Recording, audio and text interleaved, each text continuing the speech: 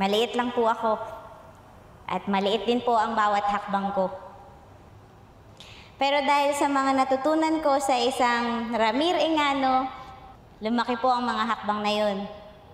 Kaya naabot ko yung mga pangarap ko.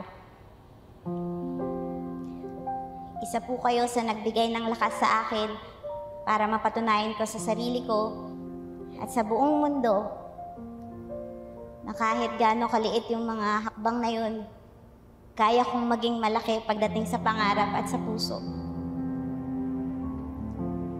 At bilang napakabuti niyo pong tao, kahit na para sa inyong celebration na to, mas gusto niyo na kayong magbigay ng regalo at magpasaya sa mga mahal niyo sa buhay.